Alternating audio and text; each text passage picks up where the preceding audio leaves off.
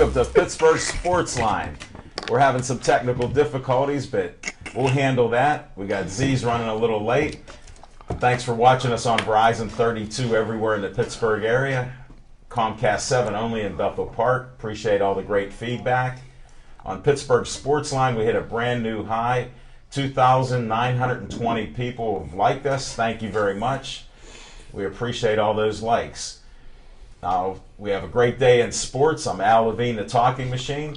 We got Chip the Prophet Hayner, Smoking Jim Frazier, and I was supposed to pause for about 10 seconds, but he's not here yet.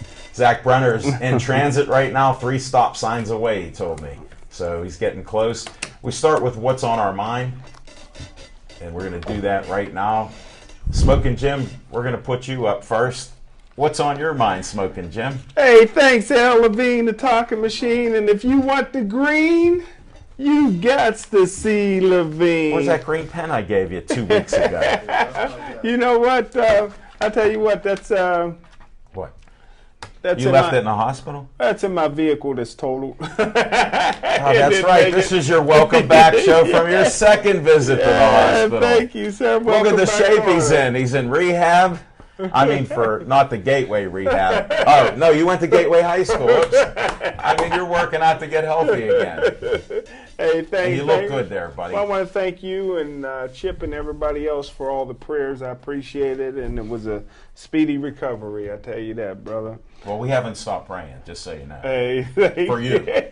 Thank you, brother. 1-800-EDGAR.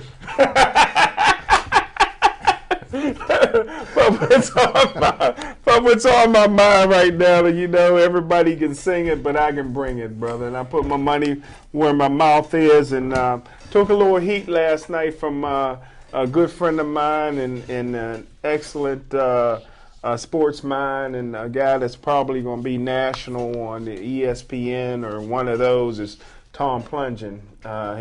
He took me to task because I've already placed my bet on San Antonio to beat the Miami Heat. And I'll tell you why. You know, first of all, I'm a little sick and tired of everybody comparing. I don't compare great players. If you're great, you're great. But I'm a little sick and tired of everybody comparing LeBron James to Larry Bird. First of all, Larry Bird was the greatest outside shooting player in NBA history. Larry Bird has scored. Larry Bird won every three-point contest he ever entered, and he beat guys like Reggie Miller and Steve Kerr, guys who could actually shoot the ball outside. And Larry Bird would not have passed the ball to Bosh. You know, I think LeBron James still doesn't want the ball in the last 2 minutes of the game. That's a big difference. This is a guy who Bosh is 6'11". I don't know why he's hanging around the three-point line anyway. He should be under the hoop. But you only needed 2 points to tie the game to go into overtime, and LeBron, the King James, couldn't wait to dish it out. And also, he's getting a lot of accolades for winning a lot of championships. I don't think that he should be compared to Larry Bird, even though they're both great forwards. I think he should be more compared to Dr. J, another great player. See, how many championships would LeBron James have won if he'd have stayed in Cleveland? I don't think he'd have won any yet. He's been in the league 11 years. Dr. J was stuck with the inferior team with the Philadelphia 76ers, and he couldn't just get up and run away the way LeBron James did. So I'm picking San Antonio to beat the overrated Miami Heat in 5, but I'll take it in 7. And that's what's on my mind. Thanks, Smoking Jim. We'll revisit that, but I do have an NBA segment later on, so For sure. we'll go there. Oh, Zach Brenner, welcome to the show. Little Z! Zach Brenner, what's on your mind besides your travels? Well, I'm going to take exception right now to my colleague Jim Frazier trying to say that LeBron James isn't on any kind of level with Larry Bird. I mean, LeBron James might be one of the most physically strongest NBA players to ever come into the league.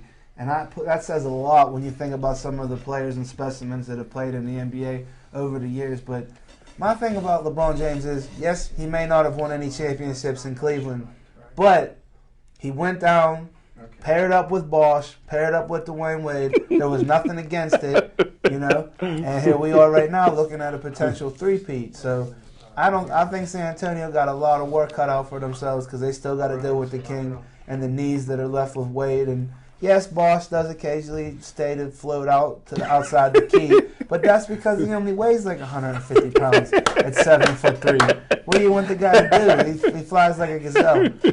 But he plays with a lot of emotion and passion, and that's what you need to be successful in this league. And hey, I'm not a hater, but I'm going to tell you folks this. Even if it goes to 7 games, the Miami Heat are going to three-peat. It's not plugged in.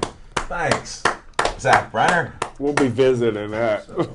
I think the debate will start on that one. This panel looks about evenly split on it, but we'll cover that later. Chip the Prophet Hainer, what's on your mind? Thank you, Alan. What's on my mind? Quite a number of different things happen to be on my mind. One is disturbing me more than the rest, but, you know, there's the resurgence of the Pittsburgh Pirates. You know, that's somewhat on my mind. Also, the NHL Stanley Cup Finals start tomorrow night, and something could possibly happen in the finals this year.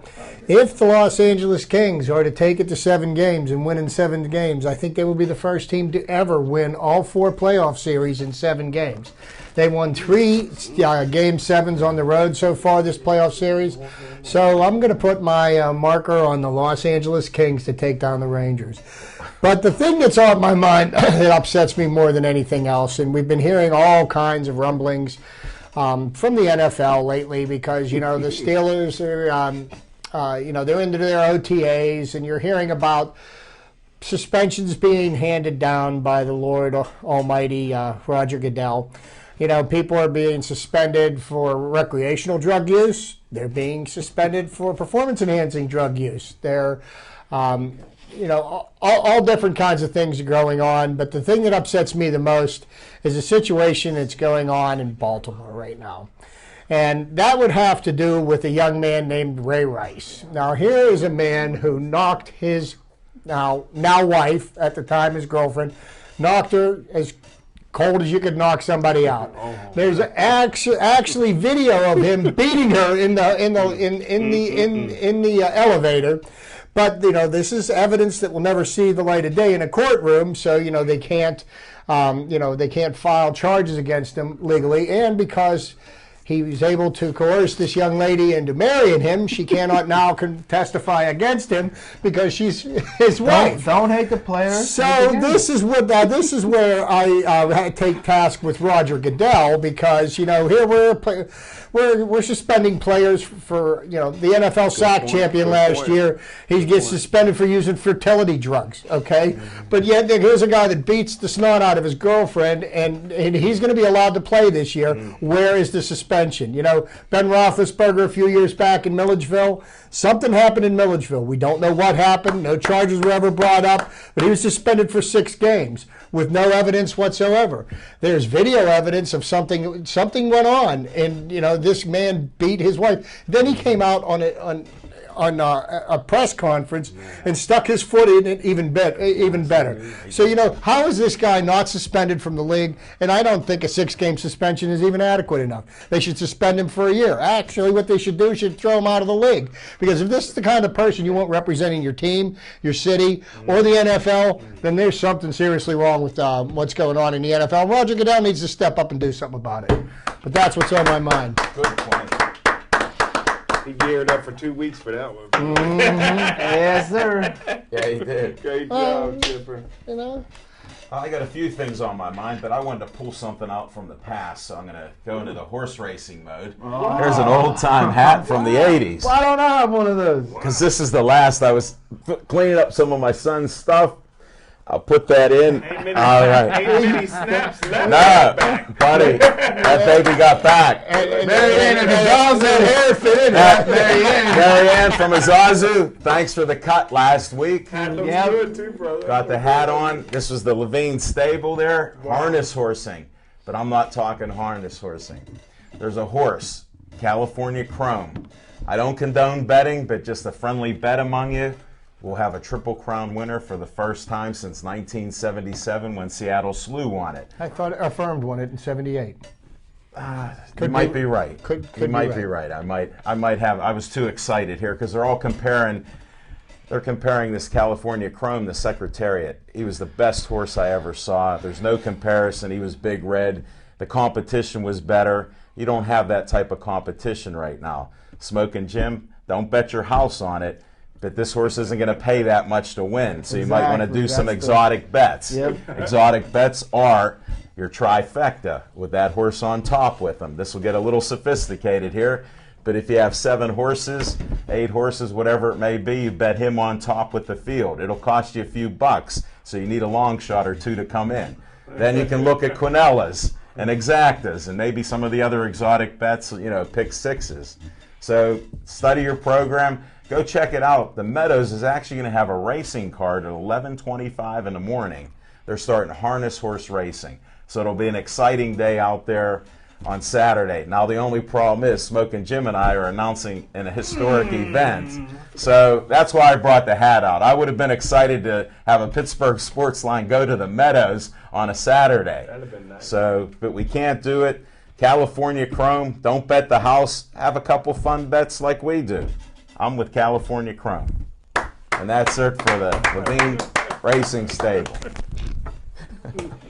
Now let's revisit what's on your mind. I know there's some Miami and Spurs stuff Well, I going just on. want to correct little Z. I'm not saying I don't like to compare greats. Larry Bird was a great. LeBron James is great. But what I'm saying is great is great. But everybody else is saying that LeBron James is better than Larry Bird. And nationally, if you've been listening to the shows, and I'm like, why are they throwing Larry Bird under the bus? In the last 2 minutes of the game, there's nobody I would take over Larry Bird.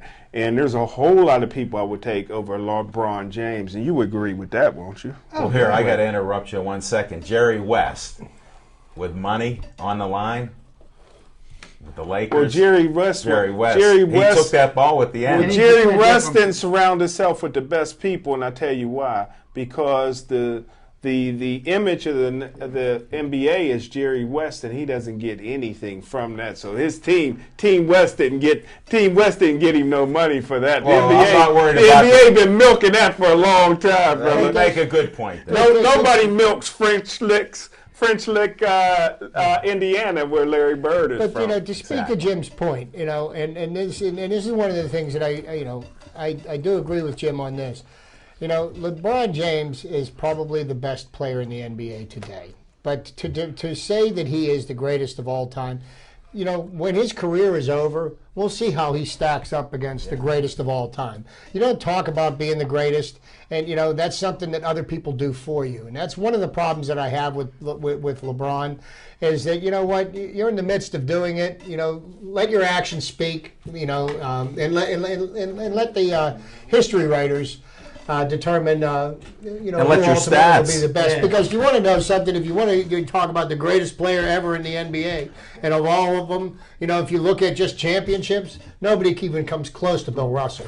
Well, being that all you guys are darker than me, but being a black guy, I think I'm a little qualified to talk about. Oh, this that doesn't NBA. qualify. Flag on the play. Wait a second. All I'm saying is White this. flag on the play. All I'm saying is this: if you're going by championships, quite naturally, Bill Russell's the greatest, but the greatest of all time is Wilt Chamberlain. There's never going to be a player like him or greater than him. But the reason that the only thing I have against LeBron James is guys could have done this a long time ago. Dr. J was as great as any player, was as unstoppable as any player. If you go back to some of his ABA films that was lost, when Connie Hawkins and those guys David dominated. Thompson. Yeah, David Thompson. I saw him play in Pittsburgh. Yeah, but those guys back then, it's almost like in football. You had, whatever team drafted you, you died on that team. They owned you. LeBron James, in the prime of his career, was able to put himself in an all-star, an Olympic situation and win championships. If he had done that, Michael Jordan did it in Chicago. If he had done that in Cleveland, then you can give him the title of King But James. you could also say this. I would even say this, and since you just brought up the name of the best, number 23, Michael Jordan, I can't think of anybody in my generation or my era that it was as clutch as Michael Jordan was. And Happy 30th birthday. Thanks. Appreciate that. I don't feel any older. Where'd that come from? But that's neither here nor there. Michael Jordan's number was 23. And that's what LeBron James came into the league wearing number 23. But to get back to my point about Michael Jordan being the greatest, as you can't claim the greatest until you're done anyway. So LeBron James is a great.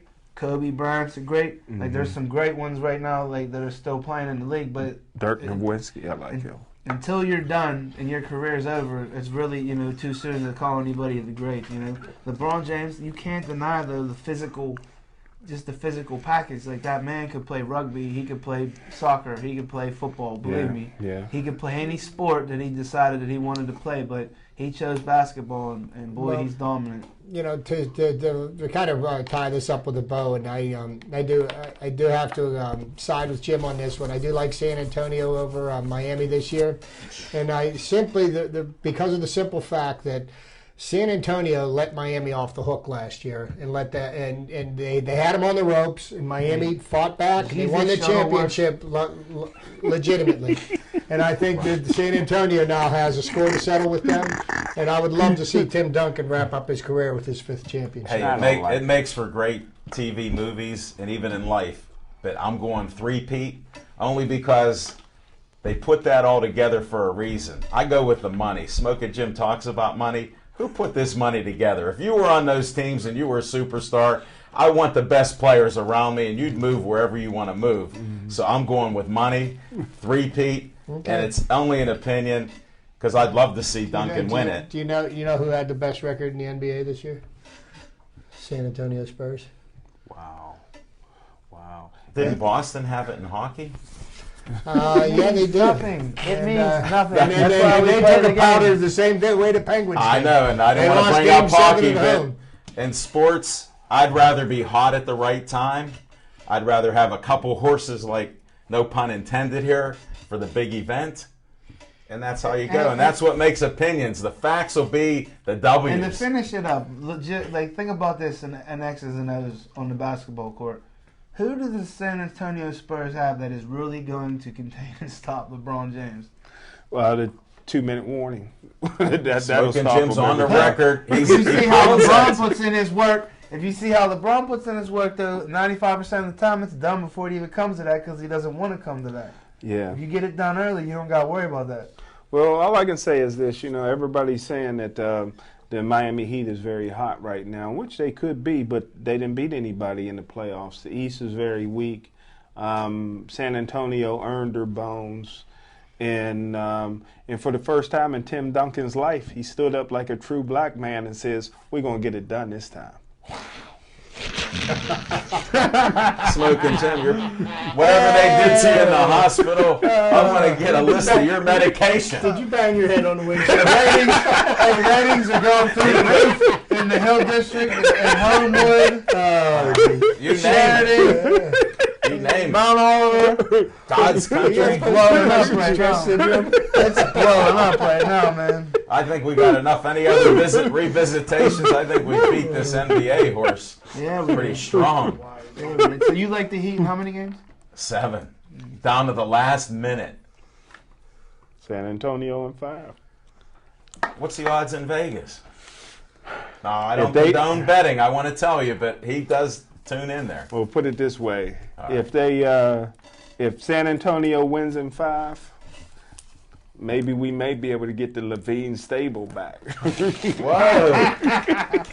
I'll let you hold the hat then for luck. Hold that for luck. And don't put it on your head. It barely fit mine. I had to strap that on. Stop that. All right. We're at a Sip Sports Bar right now. We had a great show last night, and hey, guess what? It must be hat week. I got to thank Bob Crescent and Rosemary Skaggs, great guests. Smoking Jim, they always said flip that lid up a little bit so you can see your eyes. That's John number 2. John the Tiger Kiger's got the camera on me. Thanks, Bob Crescent. And he even gave me a pen now. It's been taking video of me all day because I see it on my computer. So I don't know what this Empire Investigations is all about, but just watch yourself. Yeah, it might be a GPS. It could be recording everything. He said it would. Give me that. We'll hide that for right now. But we had a great time with guests like silence over it. Yeah, he said it hasn't been quiet yet. That mic's almost wore out. But we had a great time there. Of course, the meatball hoagie, like I had the best one last night. I don't know about 2 weeks ago, but somebody was talking about that one. And tonight, shout out to the Campides for your pizza, 50 cents a slice. Thursday night, 25 cents a slice, so we appreciate that. Now, I need a little close-up because next week we're going to have, I don't know if the Tigers camera can get it. We heard he could with that new camera. This is a very small promo. But on the 14th at Stage AE, we're going to have Gladiators of the Cage. And we have their guests. Now you're telling me we can't get a bigger one of those? This is all I was given, my friend. Wow. You know, we're on a tight budget at Pittsburgh Sportsline. They didn't loosen it up. Yeah, keep shaking it so that it looks blurry. When you shake it, it brings out the impact of the fights. That was it. So The we're going to have intensity. Dan Bogan is one of our guests, the Dreadlock announcer. A new member of their team is, you'll like this, Smoking Jim, Alicia Rector. She's not with Best Buy. And Zach Brenner's one of her favorite fans. She'll be on Monday Night Show next week. Whoa. She's one of my favorite fans, too. Well, I'm just talking about her, buddy. It's Don't just because put- you turned don't hype 30. her It's not up. all about you Don't anymore. hype her all up. You're She's an one of my adult now. biggest fans, too. You're an adult now. You're 30 years old. That 29-year-old's gone. History. Well, So- I'll feel stronger. We'll see you all at Sip Sports Bar. A lot of great guests there coming in. And thanks for coming out there. Check out their food specials, their weekend specials, and we'll see you then. Now we're going to go to one of my favorite segments. I don't know if my man's ready there after he bumped his head and body and whatever else he did in that vehicle that's totaled now. I don't know. Do you even got a new vehicle yet? Or are you renting something? Well, you know, I had more than one car. So. Well, you should have a rental And car. Wilkinsburg, for $50, you could buy something. Yeah, so you sure you didn't take a jitney? You know I'll drive you anywhere. Just give me a call. Rent and roll. Definitely. Yeah, the jitney let me off two blocks up from the police Is station. that why you were out there? Yeah, it wouldn't pull into the Bethel Park police station. I don't know why. They're big fans of Smoking Jim. They're watching you right now on their break. They got a little break room and they're watching you right now. I appreciate We're going to it. go to Fiction and Fact from Smoking Jim's Almanac. Thanks, Al Levine, the talking machine. I tell you what, on this one, we're going all the way back to either 2001 or 2002. Wow. And I tell you what, it was. We're going back to the Mellon Arena. Yeah. Sold out Mellon Arena. And I tell you what, brother, it was after a Pittsburgh Steelers football game. The Steelers won. And in the stands, you had players like Hines Ward, Plexico Burris, Casey Hampton, Joey Porter, and many, many more. Watched a sold-out game featuring a high school out-of-state, two out-of-state teams. One of them just happened to be a Catholic team out of Akron, Ohio. And they were ranked number 1 in the country, and they featured a young kid named LeBron James. And all the superstar Steelers came out to watch this guy who was a superstar even in high school. And I tell you what, LeBron James was one of the most unselfish superstars I ever seen. They blew out the team that day, and he was phenomenal, making passes, making dunks. Catholic school? In Catholic school, doing his whole thing. And I tell you what, even the last 2 minutes of the game, because the whole team was great that he played on, but even in the last 2 minutes of the game, he, even in high school, didn't take the shot. So that's my fiction and fact from Smoking Jim's Almanac. He's not a hater, folks. He's no hater. He's fiction. I don't know. We'll see what happens. Got to see LeBron James. Like he sees it. Got to see LeBron James play here in Pittsburgh, and his high school team traveled all over the country in high school. Everybody wanted to see him. I remember that. That's so far back, even I remember that. I appreciate it. Thanks, Smoking Jim. Now, one of my other favorite segments, Chip's Trivia Time. We've been waiting 2 weeks. Here we go. Okay, well, first thing I'd like to talk about with Chip's Trivia Time, and I hate to do this to my friend Jim, but we got to give a shout out to Steel Valley for winning the AA Whitfield title. That being said, they subsequently bowed out in the first game of the state playoffs. Yes. Correct.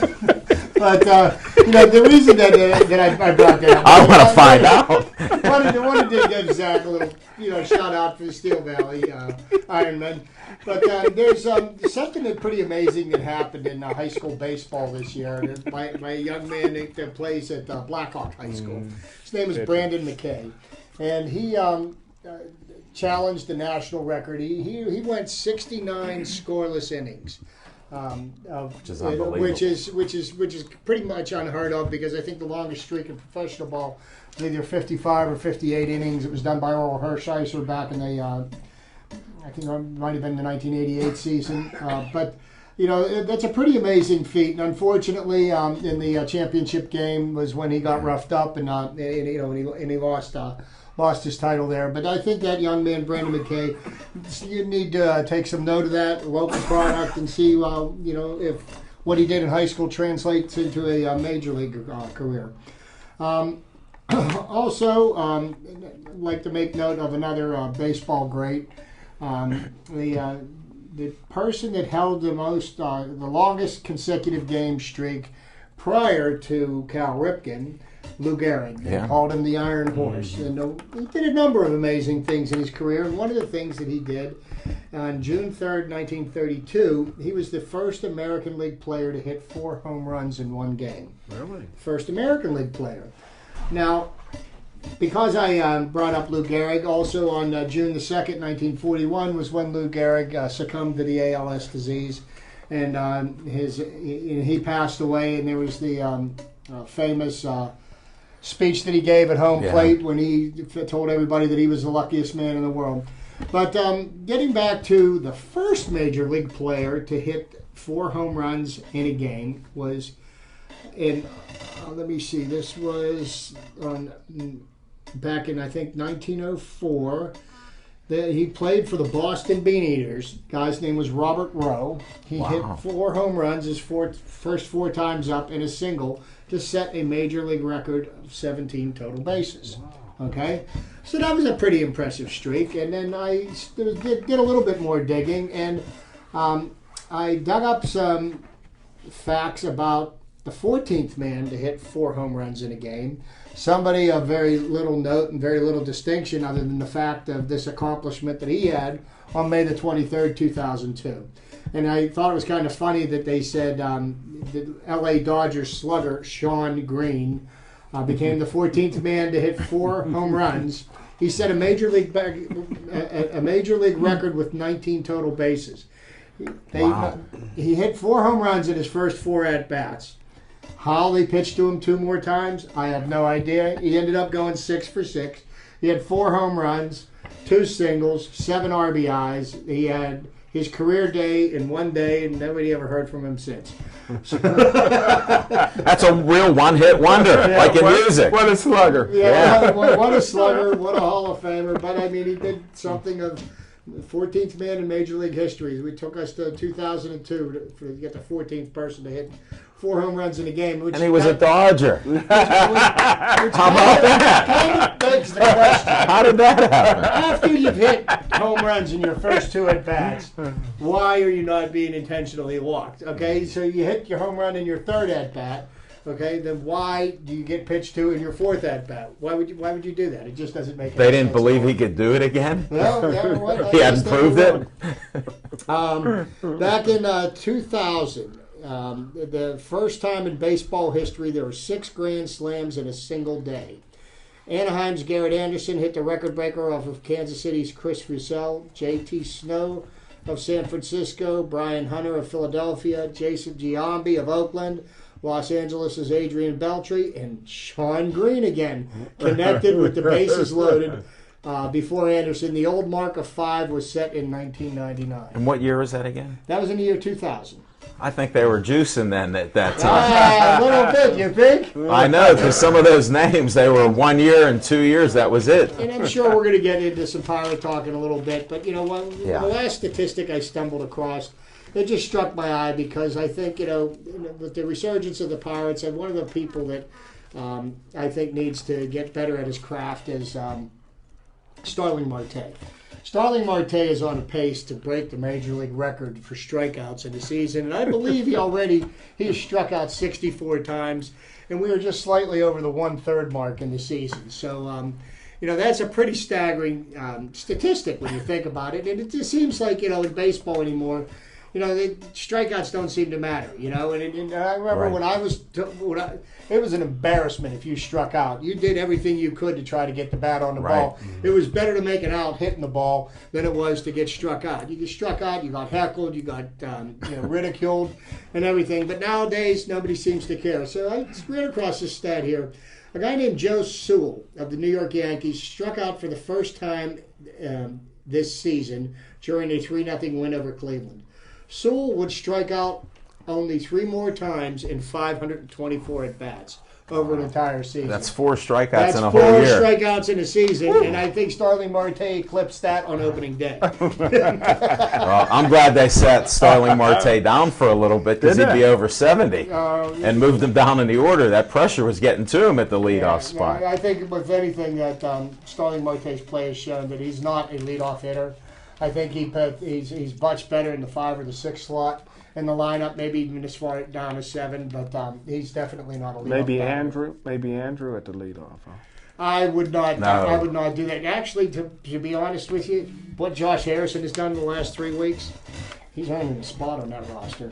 Leave him there. We'll get in the pirate talk in a little bit. Let's get to Z time since he's here and prepared for Z time.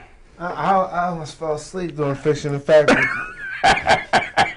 I'm just gathering myself. I'm glad the Steel Valley stat come out. Well, the Steel Valley woke me up a little bit. But you'll have that when you work hard and you sit still.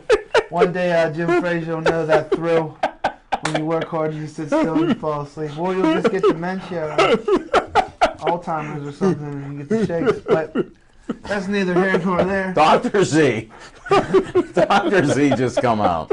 That's neither here nor there. Okay. Not to condone gambling, but as a well-known gambler who's gambled on 2 turtles racing on the sidewalk, I would be a little bit reluctant to put a lot on California Chrome, even though we know as a heavy favorite it's not going to reap a lot of dividends, such as like betting on Floyd Mayweather or a huge favorite. Doesn't pay you much, and you got to pay way more to win, and you're going to pay out more if you lose. But No, you pay the same if you lose in a horse race. You bet $10. For all you people that might want to speculate, $10 bet still costs you $10. Oh, really? Yeah. Well, there's juice in Unless you everything make- else. No, there's no $10 juice bet, at the $100 track. bet. Oh, that for all these guys that do this illegal betting, you go to a horse track, there's no juice on there. The state gets their cut out of the purse. You do parimutuel betting. It's a little educational segment here. Perfect. Parimutuel betting is everybody in the stands bets. That determines the odds. The state takes their cut before they pay out. So it could be 20%, 30%. They're taking off the top. There's no juice. You bet $10 at the track like I showed you last year on your birthday, and you get $35 back. They didn't take $3 off. They didn't take $5 off. You got $35. Then when you hit that trifecta, exacta, and everything else you hit, you won the money straight up. No juice. You bet 10, that's all you get. You might only win $2 on that 10 now. Or maybe you win 60 cents. But to me, that's still winning. Well, that's And what I it went to is. Still Valley, and I didn't have to go to Gateway to figure that math out. That's still in the positive. Hey, you must have saw right after Z time that it was Derby time, so we'll just wrap that Derby up. Yeah, well, I'll segue right into the Derby at a Z time. But like I said, I'm a little bit hesitant because in my lifetime, since the last Triple Crown winner was in 1978, it's been a long time since it's been done. So that's a long time. And Smoking Jim's counting on his fingers. But 36 years. I'm a little bit skeptical that California Chrome can get it done. I hope that every year I go into it rooting for somebody to get it done, but it's just one of those things that's hard to do. And I would probably go with somebody else if I had to put my money on it, but don't listen to me, folks. You could gamble for yourself. Whoa. Good So a catch. question I have for you, Alan. Okay. Now, the Belmont, that's what's being run this Yeah, weekend. Belmont Stakes. This is the longest of the 3 Triple Crown races? Yes. Okay. That's, do you think California Chrome has the legs to last it out? I mean, it's a shorter distance. Here's the thing. Some of the breeding in the horses, it determines it a little bit. Just like he's allowed to have his breathing nose strip there. Yeah, I to bet. me, it doesn't really matter that much. But if it does help you to breathe a little bit, that could give you that one stride at the end. And you have a jockey there that knows Who got this the nose horse. strip? The jockey or the horse? So, Both. well, Both. here's the question I have. because No, it's a good question. I haven't paid attention to the races, and where California Chrome finished in the in the Derby and also in the Preakness.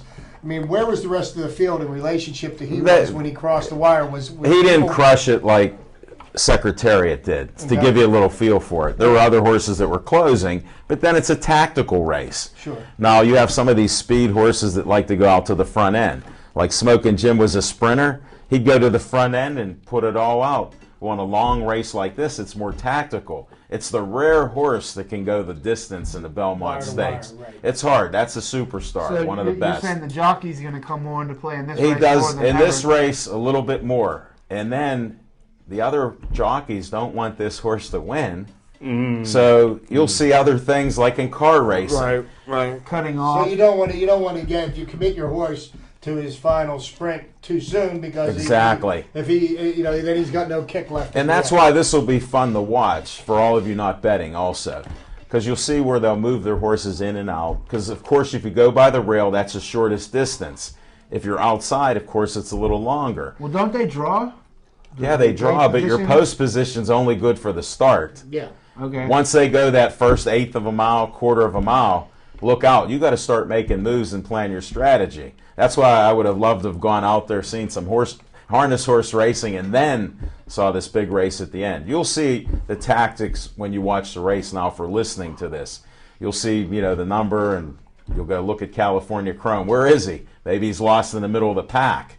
And then If he you'll gets see him. if he gets boxed in, that could affect the outcome of the race because And then- he won't be able to run his race. And then your jockey, seeing that he's boxed in a little bit, may have to take him back a little. A lot of horses don't come back right away. Luckily, this is a longer race, and some of these horses are more a closer type.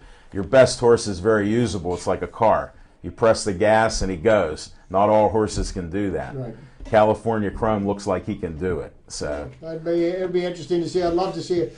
After the last and you are right about 78. 10 Yeah. years, 10 years or so. Affirmed? There's been a number Yeah. of horses that have won 2 of 3, and unfortunately, somebody Barbaro. lost the Derby, but won the next 2, Right. and it's kind of nice. It gets a little bit of excitement going, give you some reason. I mean, if there's nobody that's able to win the Triple Crown, the Preakness becomes kind of a moot point. It does. So, I mean, that's just part of it. It's very strategic right now, too. So, it makes for interest there. So, that's our Derby segment. Enough of the horses. Let's go to Bucko Baseball. Yes, sir.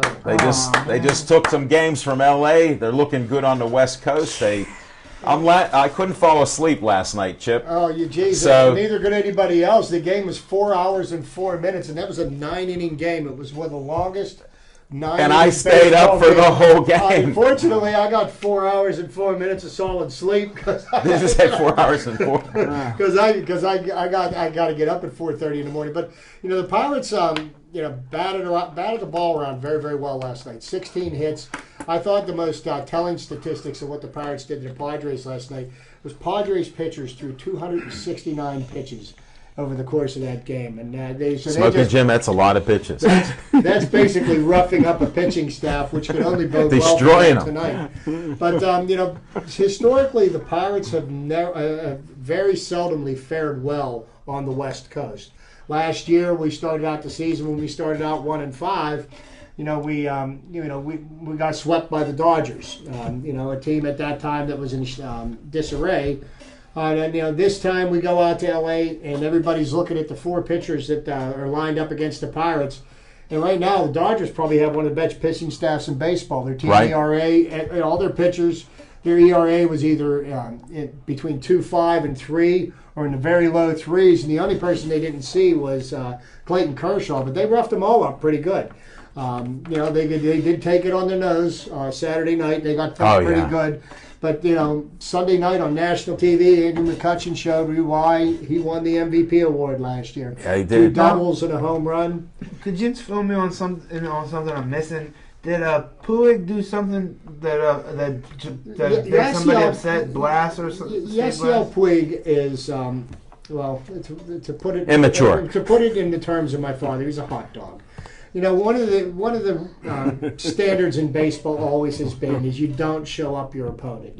So like when you hit, you crush a ball, you don't flip your bat, you don't sit there and admire it. You just trot around the bases. And Puig is one of those guys. Like every time he does something, he has to gyrate or gesture or something. And in the game of baseball, it's something that's been frowned upon. The it's baseball one of those unsung rules. Yeah, it's unwritten rules. Yeah, there's a whole bunch of there's a whole I'll write them down for you. I'll explain it to you. You don't do that. How to retaliate, when to hit somebody, when to... But here's the thing about him, now you see when to hit the ball. You see Starling Marte, and he's batting .245, and he struck out 486 times. Okay, and he gets a nice hit, and then he flips his bat. I think that's a little odd, But here's Puig. He's batting .340. Okay, leading the league, and he's getting it done, and it makes a little bit of a difference if you can, if you're going to talk to smack, you better be able to back it up with your performance on the field. And right now he's doing it. He's a young kid, and he's just some people say he's exuberant. Yeah, but I said just immature right now. I guess it was Steve Blass or somebody that really got offended or upset by something that he did. And Steve Blass is an old school ball player, so. Some of the old timers they take exception to that. Back in the day when I was a child growing up, you did that against Bob Gibson. I guarantee you were going to wear stitches on your rib cage. It was just one of those things that happened. But and that's why they don't fear a lot of this stuff. Themselves, though, for the most part in baseball, though. They were allowed to come inside a lot on it, and we grew up in that era doing that. You knew that if you crowded the plate, there was a baseball coming at you. You couldn't be like a quarter inch and leaning over. But also, by the same token, we were taught when we were children how to get the hell out of the way, because you know what? Somebody threw a fastball at you, it hurts. Okay, now, you look at you'd see those. You'd see marks. I don't have any here tonight, but you'd see a couple marks right here. Yeah, the seams would be right on your arm. Out of the way of the ball, and I don't know. So is it a better place? I don't know. But does it offend me that much? Not really. Who cares if he flips his bat? I'll tell you how you take care of somebody who flips their bat. Beat him. That's all. The wins, they neutralize that. I'm pretty sure that every home run hitter of my era has some kind of, Sammy Sosa, they all do. Every time, everybody does something, That's the way professional sports have gotten. When I was growing up, it was like, act like you've been there before. It's no big deal. It was a whole generation. You gave the football to the ref. You didn't sit there and gyrate and spike the ball and all these other kind of things. But it's the entertainment value of sports, and people pay a lot of money, and these guys. It's entertainment, like you said. Here's a Sharpie for the football. Yeah, there's a Sharpie. But the Pirates pitching staff is starting to come around a little bit. They are. The pitching staff has been more suspect than anything else this year. You need a they driver. brought up Brandon Compton. They got rid of what's his name, Wadi Rodriguez. He just simply wasn't getting it done. I'll drive you around like Bumpy Johnson. What happened over there? What are you guys doing? Did you wake up? Here, go look at your photos that Uncle Jack gave you, and then we'll have another He's segment. calling me Nicky Barnes over here. Right now, Frank the Lucas. Pirates Sport Club over the last 3 weeks has been Josh Harrison. You got to enjoy the enthusiasm. Ever since they put him in at the top of the lineup, Here, look at photos in the they sandbox. have done very, very well. Josh Harrison has generally been a very good role player. You'd put him in for 4 or 5 games, and then he would show you why he was A platoon bench player, right. But, Maybe he'll stick a little more less this year. people have been screaming for Gregory Polanco to come up now that he's playing so well, but we do expect to see Gregory Polanco up before the end of the month. And one of the things that's being bantered about now is, do we bring him up during a homestand, or do we bring him up on the road? There'll be less pressure on him on the road. I say put him under pressure right at home. See what you're made out of. I mean, all the great players start somewhere. Well, what Bring I him would at think home. would be a thing to do, if you wanted to get somebody's attention, sit down Starling Marte, put Gregory Polanco in left, and keep Josh Harrison in right field. I think he's earned the position. Yeah. Maybe somebody would get a message that they need to work on their craft. Okay, thank you. No, I got to agree with you there. One of the things that frustrates me about Starling Marte, and the kid is an extremely talented baseball player, and I think he's going to be a great major leaguer. I just don't think he takes his craft seriously right now. He just seems like he loses interest. He seems like a Lackadaisical. an immature child, as you were speaking before. And I think really, if he would just knuckle down and apply himself, he could be as good an outfield as there is in the major leagues. But I think he's just got. Well, time will tell on that, but one of the problems, I think, is when you give a player like him, who needed seasoned a little more, money like that, think about it. We've seen it how many times. Some of these players don't ever overcome that big contract. And he did get it very young here. Yeah, So we will have to see on that one what happens to him. Because I'm a little worried about getting that big contract and then striking out even more, dropping through the lineup like you're a lead balloon here. Well, if he's got a great role model to follow. He just looks over to his left and center field, and I think Andrew McCutchen has shown, what hard work and dedication to his craft are. I mean, Andrew McCutchen is as good a ball player as you're going to see in the National League. No question. Greg may come up here. Polanco may come up here. When you were in the sandbox, he was just talking about really? that. Yeah. That's all right. We will When see you him see before some the of end of the the ladies I'm in some of these pictures, it's easy to get distracted, especially when you're Jim Frazier. Well, that'll happen. But that's our Pirates segment. Let's go Pirates tonight. I'll be there Friday, Saturday, Sunday, watching the Pirates take apart the Brewers, who've been their nemesis this year. I'll be looking forward to watching that. Look at Chip behind home plate when he puts up those pictures with Stephanie there. Now we're going to go to some boxing. I don't know if you can pull up on this one here. I'll try to hold it steady. Hey, folks, security is available. We have no problems. It's all been set. Doors open up at 11 o'clock at the Y on Center Avenue, Smoking Jim. Where's that at? Right in the Hill District. Upper or lower? You got to go there. Center Avenue. It's Upper Hill. Let's go. Thank you very much for that. We've got a great card there. Rayco War Sanders. I know, I'm girls. trying to read while I'm looking at this. Rayco War Saunders ring card girls are going to be there. Smoking Jim can't wait. There's entertainment afterwards. $10 per ticket, $15 at the door. Just tell Goldie that we sent you there. Pittsburgh Sportsline. See Coach Rock out there. You got young Spadafora, young Saunders there. They're fighting. 8-year-old boxers. We got 10 bouts, they said. They didn't give me the information as of today, so I can't put it out there. You'll see stuff on Facebook that will try to promote it. Smoking Jim and I will be announcing the fight ringside, and it should be a great day. There's entertainment after the fights. Smoking Jim said we'll be out of there at 3 o'clock, so figure on 5:30. Well, I was approached. True story. I was actually approached and asked if I could be on the scene for when Batman leaves to be able to fill in and pick up. Because I said I didn't want to steal his shine, so we'll let him go till halftime, and then I'll come in and I'll steal First the show. intermission. Yeah, I'll come in. Whether the You know what? or not. But all the sweeties that he have, they're coming late for the entertainment.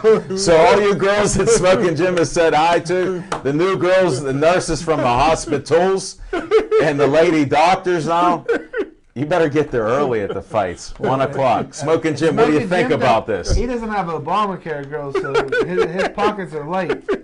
He don't got that heavy money. I told you what to Unless do he got about Edgar that, Jim. Snyder.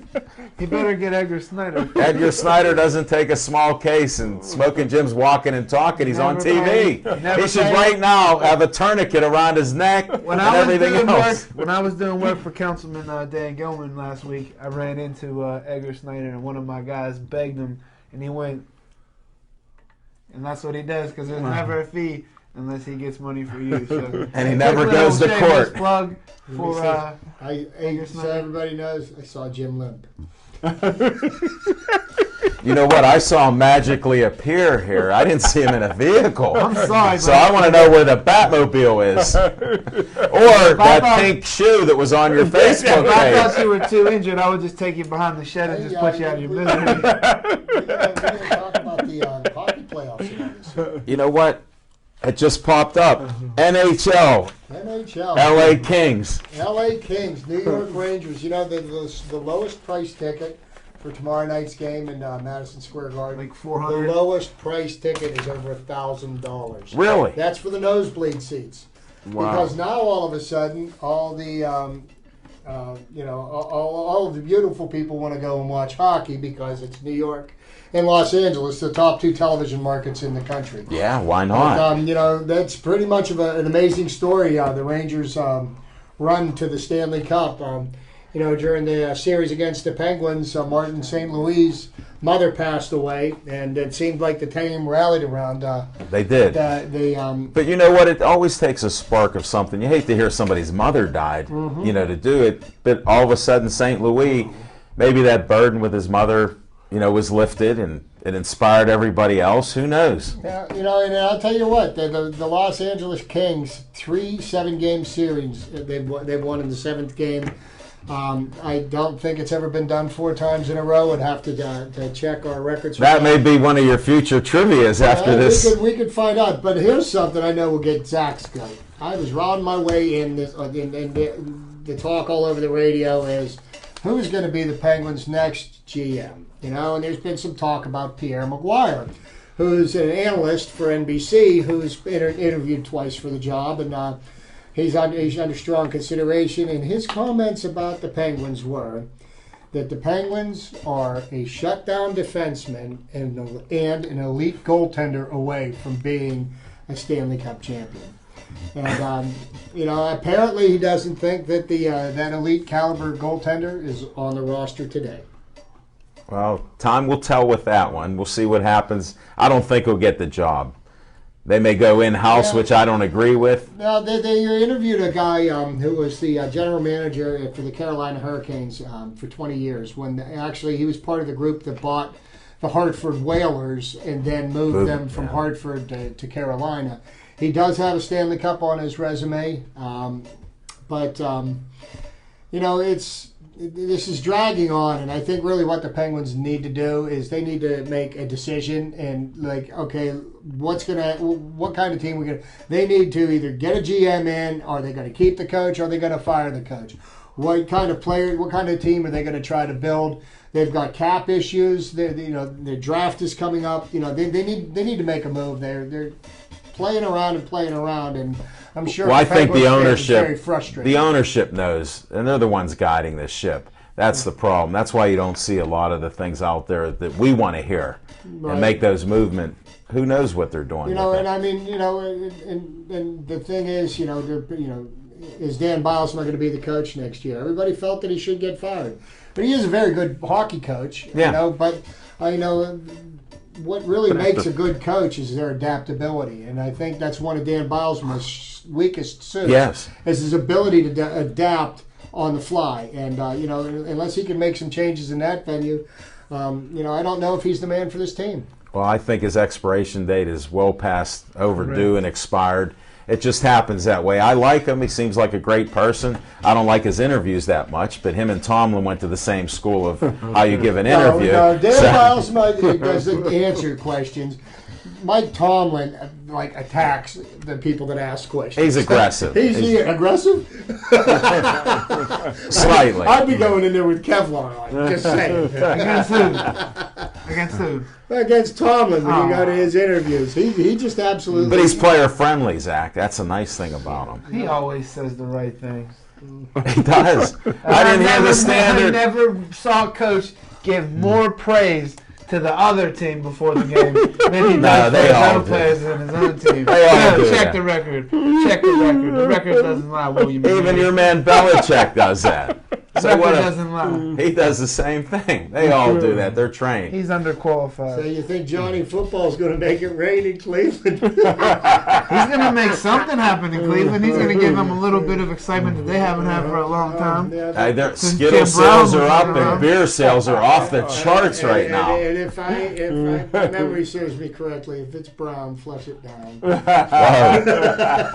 And we're going to be winding this show down here. We only got a few minutes left.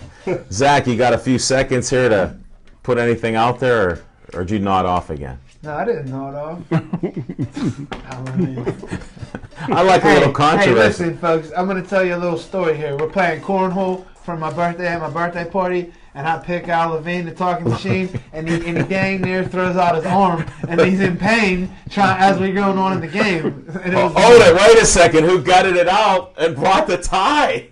I got it tied up, too. Who doesn't give me a pregame scouting report on their arms? Never mind. An old injury. Look at it. I got You would have cleaned up if you would have bet against us on that.